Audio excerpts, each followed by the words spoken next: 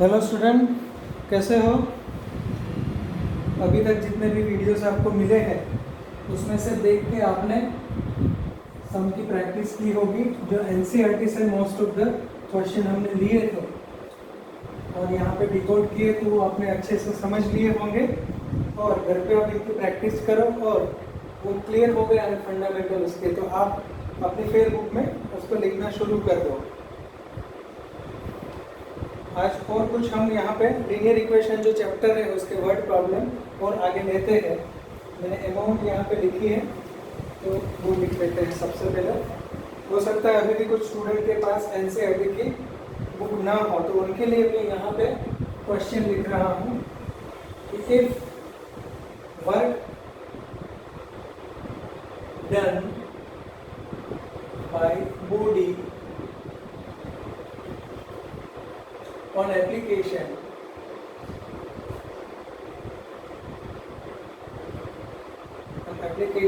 of a constant force is directly proportional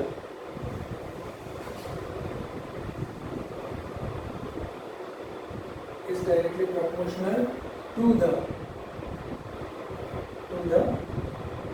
distance traveled by the body. Express this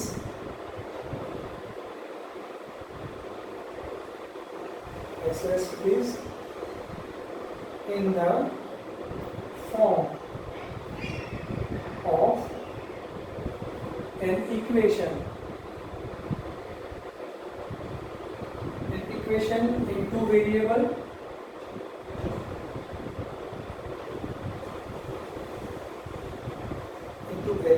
and draw the graph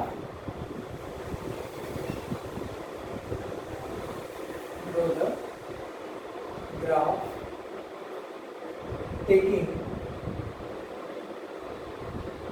constant force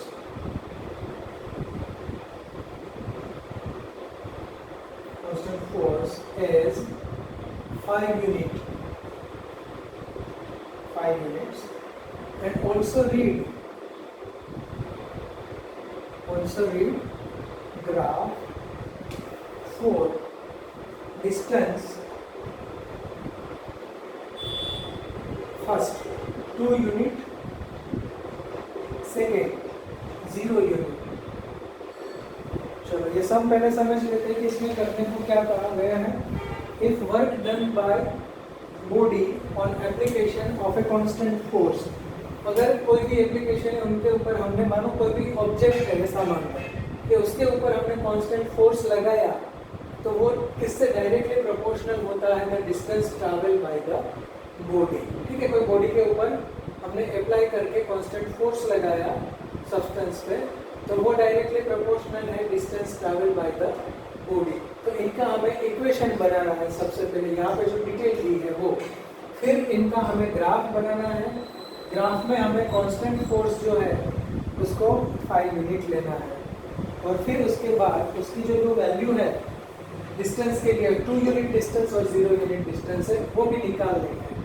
एक ही चीज़ में बहुत सारी चीज़ें आपको कहा गया है, लेकिन बहुत सिंपल सी बात है अगर आप समझ लो अच्छे से। तो सबसे पहले मुझे इक्वेशन बनाना है। इक्वेशन बनाने के लिए 2 वेरिएबल है यहाँ पे, ऐसा यहाँ पे कह भी दिया है कहीं पे, आप देखेंगे तो यहाँ पे ये रहा form an equation in 2 variable. तो आपको पता है 2 वेरिएबल कौन से लेने हैं, x एंड y। ये 2 वेरिएबल लेके हम यहाँ पे इक्वेशन फॉर्म कर सकते हैं। तो आप यहाँ पे 2 चीज़ें कौन सी दी है वो अभी आपको देखना पड़ेगा। तो यहाँ पे हम देख सकते हैं कि work done by the body, ठीक है, उसके ऊपर फोर्स लगाया लेकिन वो तो कांस्टेंट था, तो ये तो वेरिएबल नहीं है। यहाँ पे वर्क डन जो है उनको हम ले सकते हैं, दूसरा डिस्टेंस ट्रैवल, तो दोनों के लिए ले सकते हैं। तो यहाँ पे अगर हम लिखें कि वर्क जो है उनके लिए हम x मान लें और डिस्टेंस ट्रैवल्ड उनको हम y ले लें, ठीक है, तो ऐसे मिल जाएगा। या फिर ज़्यादातर आप फिजिक्स में देखोगे ना तो ये उल्टा होगा, वर्क को हम यहाँ पे y ले लें और यहाँ पे x ले लें, क्योंकि ये एक्चुअली जो मैटर है वो फिजिक्स की है, लेकिन यहाँ पे इक्वेशन आता है, तो फिजिक्स में भी आप कुछ इक्वेशन करते हो, न्यूमेरिकल्स करते हो, तो इसके लिए लिया है। और यहाँ पे हम डिस्टेंस को x ले लें और वर्क को y ले लें, ऐसे कोई ज़रूरी नहीं है, लेकिन यहाँ पे ग्राफ की फिजिकल सहूलियत के लिए हम ये ले रहे हैं ऐसे। अब इन दोनों का रिलेशन क्या दिया है? Directly proportion. क्या? वर्क डन बाय बॉडी, मतलब वर्क डन बाय बॉडी, ये y जो है वो डायरेक्टली प्रोपोर्शनल है किससे?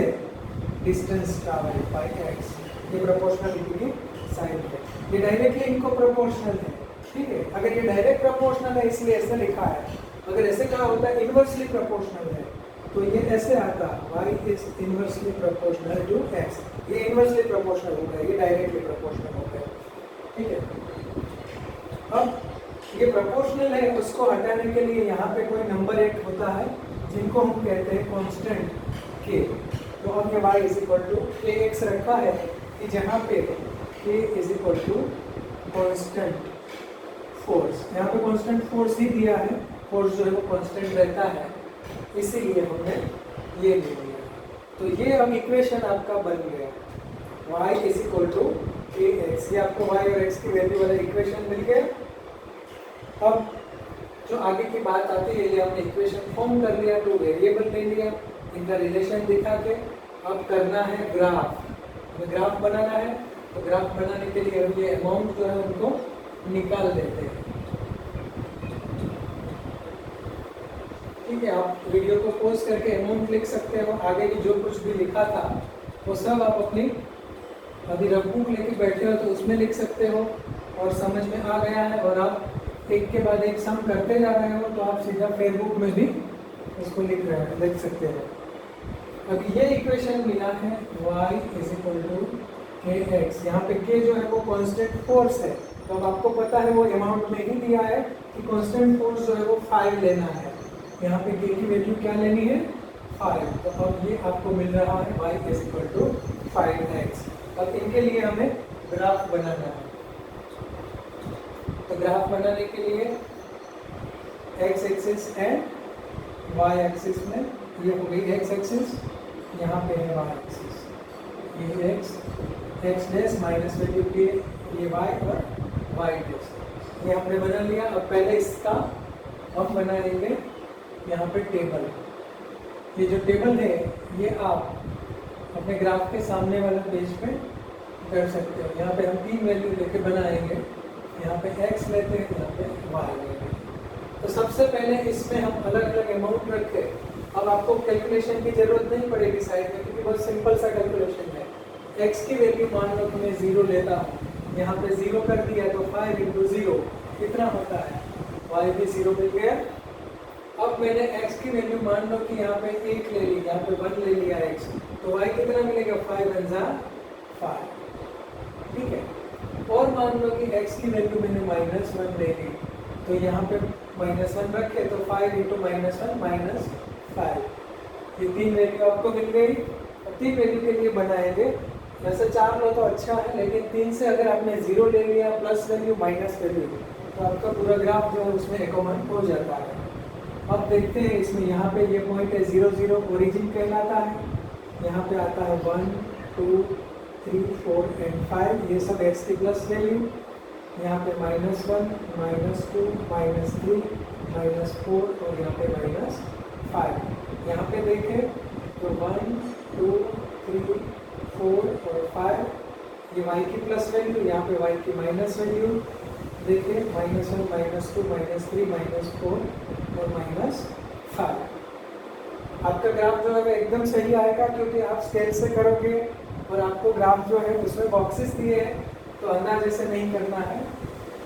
अब यहाँ पे वैल्यू पुट करते हैं x0 y0, x यहाँ पे 0 होता है, y भी यहीं पे 0 होता है, तो सबसे पहला पॉइंट हमें ये मिला। दूसरा लेते हैं x की वैल्यू 1, कहाँ पे है? यहाँ पे x यहाँ पे 1 है, तो y की वैल्यू 5 मिल रही है, ये 5, 1 और 5 यहाँ पे मिलता दिखाई दे रहा है, दोनों क्रॉस यहाँ पे हो रहे हैं, तो ये दूसरा पॉइंट मिला।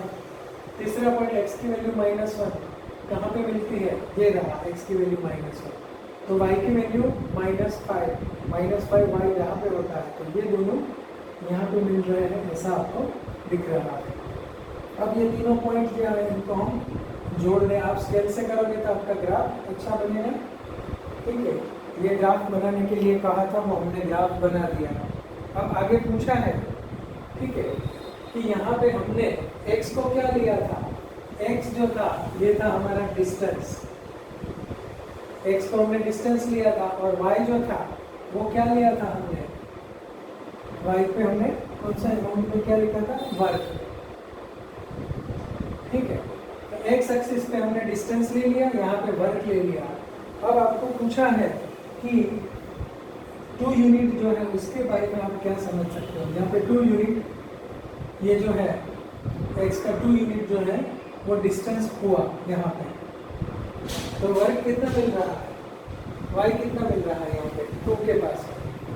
ठीक है, वो आपको देखना है। दूसरा 0 यूनिट, यहाँ पे 0 यूनिट की बात करें तो 0 यूनिट पे आपको वर्क और डिस्टेंस दोनों इक्वल मिल रहा है, 0 ही मिल रहा है। ठीक है, और अगर आपने x की वैल्यू 2 ले ली, मान लो कि यहाँ पे 2 मिल रहा है, 2 ले लिया तो 5 + 10, तो y की वैल्यू 10 मिल रही है, मतलब कि x = 2 लिया, डिस्टेंस आपने 2 ले लिया, तो y = 10 मिल रहा है। मतलब ये हो गया कि अगर आपको डिस्टेंस जो है वो 2 यूनिट तक जाना है तो उसके लिए वर्क आपको 10 करना पड़ेगा, 10 की वैल्यू का वर्क करना पड़ेगा।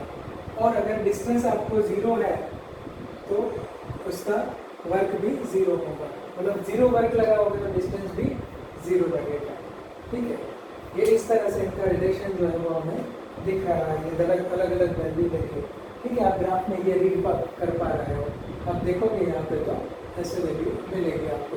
ये ग्राफ थोड़ा आगे जाएगा तो यहाँ 2 पे आप देखोगे तो ये 10 पे ही मिलेगा यहाँ पे, वो भी आप ग्राफ के ऊपर से आपको पता लग जाएगा कि आपको यहाँ पे थोड़ा सा आप इसको थोड़ा ये लाइन को कितना भी आप लंबा कर सकते हो, और देखोगे कि 2 पे कहाँ पे आता है, तो वो 10 की वैल्यू पे ही 2 जो है वो आएगा आपका। इस तरह से भी आप रीड कर सकते हो। तो ये हो गया एक वर्ड प्रॉब्लम जिसमें 2-3 चीज़ें एक साथ थी, इक्वेशन बनाना था, उसका रिलेशन समझना था, ग्राफ पे प्लॉटिंग करना था, और दूसरी बात कि ग्राफ में आप लोग स्केल भी लिखा करेंगे, मतलब कि उसमें जो 1 सेंटीमीटर है उसको आपने x एक्सिस पे क्या लिया है, y एक्सिस पे कितना लिया है, वो सब चीज़ें आप प्रैक्टिकली ग्राफ में दर्शाएंगे। अब और एक लास्ट सम जो है ये एक्सरसाइज का, वो हम ले लेते हैं। उसमें आपको कहा गया है कि इंग्लैंड और बाकी सब जो दूसरे कंट्रीज़ है उसमें टेम्परेचर जो होता है वो फ़ारेनहाइट में मेजर होता है, और वहाँ पे जब भी टेम्परेचर दर्शाते हैं तो वो फ़ारेनहाइट में दर्शाते हैं। हमारे यहाँ इंडिया में कौन से यूनिट में दर्शाते हैं टेम्परेचर को, हमारे यहाँ उसको सेल्सियस में दर्शाते हैं। जैसे आप न्यूज़पेपर में पढ़ते हो गर्मी के दिनों में कि टेम्परेचर 42 डिग्री हो गया, 45 हो गया, राजस्थान में 48 तक चला गया, तो वो जो होता है वो सेल्सियस में होता है। और ये इनका फ़ारेनहाइट और सेल्सियस का रिलेशन जो है एक दूसरे के बीच में वो दिया है हमें अमाउंट में। सबसे पहले यहाँ पर ऐसे दिया है, the degree Fahrenheit is equal to 9/5 degree Celsius plus 32। ये जो दिया है इक्वेशन, ये इन दोनों का रिलेशन फ़ारेनहाइट और सेल्सियस का। और सबसे पहले ये कहा है कि आप इनका ग्राफ प्रिपेयर करें, सबसे पहले इनका ग्राफ प्रिपेयर करना है। और ग्राफ के लिए भी कहा है कि सेल्सियस जो है उनको x एक्सिस पे ले लीजिए, यानी कि डिग्री सेल्सियस को आप x एक्सिस पे ले लीजिए, और फ़ारेनहाइट जो है उनको आप y एक्सिस पे लेके इनका ग्राफ बनाओ। तो अब ये इक्वेशन ही मान लो, इनको आप y कह दो, x कह दो, या x या y कह दो, तो अलग अलग वैल्यू के लिए सबसे पहले हमें ग्राफ बनाना है, तो उसके लिए हम टेबल बनाते हैं। और टेबल के लिए यहाँ पे हम कुछ वैल्यू के लिए ये टेबल बना देते हैं, ये हो गया, ठीक है। चलो, और यहाँ पे ले लेते हैं x एक्सिस के लिए सेल्सियस कहाँ, सेल्सियस यहाँ पे लिखेंगे, फ़ारेनहाइट यहाँ पे लिखेंगे, ठीक है। अब सबसे पहले यहाँ पे हम देख लेते हैं कि सेल्सियस की वैल्यू क्या लेंगे। तो जैसे हमें पता है कि सेल्सियस की वैल्यू 0 ले लेते हैं, यहाँ पे 0 ले लिया, ये सेल्सियस 0 ले लिया, तो 9/5 इनको 0 से मल्टीपल करेगा तो 0 हो जाएगा, 0 + 32, तो ये फ़ारेनहाइट आता है 32, ऐसे आपको मिलेगा। अब दूसरी वैल्यू जो है वो हम कोई भी 5 के मल्टीपल में यहाँ पे ले तो ये अच्छा रहता है, ठीक है। मैं सबसे पहले यहाँ पे -5 ले लेता हूँ, c जो है वो है -5। तो अब यहाँ पे देख लेते कैसे आएगा, 9/5, c की वैल्यू -5 + 32, तो ये 5 कैंसिल हो जाता है, यहाँ पे सिर्फ -1 बचता है, तो ये -9 हो जाएगा, -9 + 32, और 32 में से हम 9 अगर सब्ट्रैक्ट करें तो हमें मिल रहा है 23, यहाँ पे मिलेगा 23 इनको, ठीक है। 32 में से 9 हमने सब्ट्रैक्ट कर दिया। अब और कोई वैल्यू ले लेते हैं हम, यहाँ पे आप कोई भी वैल्यू ले सकते हो, ऐसा नहीं है कि यही वैल्यू लेनी है, आप कोई भी वैल्यू उसमें ले सकते हो, पुट कर सकते हो। मान लो कि मैंने यहाँ पे +5 ले लिया, ये 5 ले लिया, तो क्या मिलता है 9/5, यहाँ पे 5 + 30, ये 5 कैंसिल हो गया, 9 + 32, तो ये आपको मिलेगा 41, इस तरह से, ठीक है, ये मिला।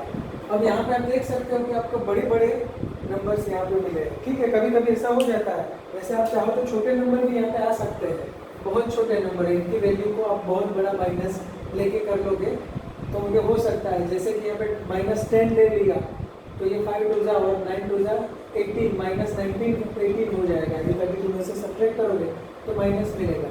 लेकिन हमें थोड़ी बड़ी अमाउंट के लिए भी मान लो कभी आ जाती है, तो कैसे ग्राफ बनाना है वो हम देख लेते हैं कि थोड़ा सा स्केल हमें कैसे चेंज करके इनका ग्राफ बनाना है। वैल्यू अगर थोड़ी सी बड़ी हमें अगर मिल रही है तो भी हम इनका ग्राफ बना सकते हैं। सबसे पहले x एक्सिस और y एक्सिस हम मार्क कर लेते हैं, point of origin 0 0 will be also mark here, और उसके बाद देखो यहाँ पे सेल्सियस जो है इनको x एक्सिस पे दिखाना है ये, और y एक्सिस पे फ़ारेनहाइट दिखाना है, ठीक है। तो सेल्सियस जो है उसमें तो बहुत दिक्कत नहीं है, फिर भी आप मान लो कि यहाँ पे मिल रहा है 0 5 -5, तो 5 का स्केल ले सकते हैं, मतलब 0 यहाँ पे +5, यहाँ पे 10 15, ऐसे बहुत जाने की जरूरत नहीं पड़ेगी क्योंकि x की वैल्यू मतलब c की वैल्यू इतनी ज़्यादा नहीं है। यहाँ पे -5 -10 -15। अगर y की हम बात करें तो y के लिए देख लेते हैं, ये थोड़ा सा लंबा कर देते हैं ताकि आपको ज़्यादा से ज़्यादा इसमें वैल्यू जो है वो रख सकें। अब यहाँ पे यहाँ पे y की प्लस वैल्यू आप लेते हैं, तो 5 10 15 20 25 30 35 40 एंड 45, यहाँ तक।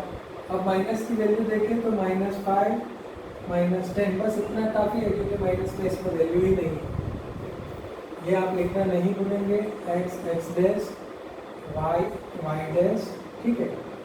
अब इनका प्लॉटिंग करते हैं, तो सेल्सियस 0 मिला, यहाँ पे c जो है यहाँ पे आपने दर्शाया वो है डिग्री सेल्सियस, और यहाँ पे जो आपने दर्शाया है वो है डिग्री फ़ारेनहाइट। अब सेल्सियस आप 0 ले लेते हैं तो फ़ारेनहाइट कितना मिल रहा है 32, मतलब कि यहाँ पे 30 और 35 के बीच जो है वो 32.5 आता है, तो थोड़ा सा छोटा कर लें, मतलब कि यहाँ पे मिलेगा ये 0 और 32।